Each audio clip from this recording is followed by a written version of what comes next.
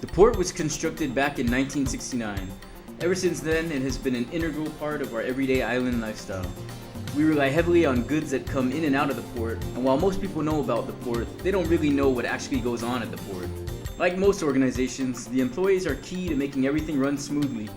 One of the first things anyone notices when they come to the port are the humongous cranes looming overhead. There are crews of workers that keep these cranes up and running. Perhaps one of the most crucial is the crane operator.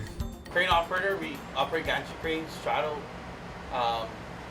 tractor trailers, top loaders. We operate every equipment here. Our main title here is crane. Aside from being a jack of all trades, crane operators also have to deal with incredibly large loads on a regular basis. We average, all the crane operators must average 25 to 30 moves an hour, depending on the movement on the bottom. Usually Matson carries 800 to 900 moves, total moves. That's including discharge and loading of empties and exports going out.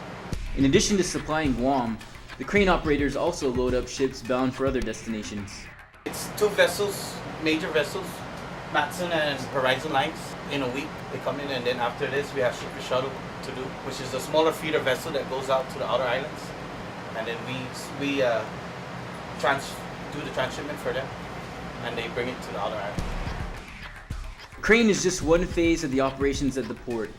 Once the containers are taken off the ships, they still need to be processed on the ground level. This is where the stevedores come in. The stevedores do all the manual unloading and loading of cargo between the vessels and the terminal.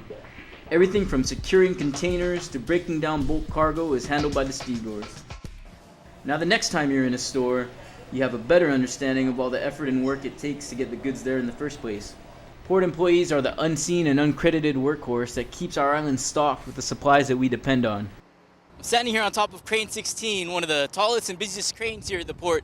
While it may seem like I'm sitting on top of the world right now, it's just another day at the office for these port employees.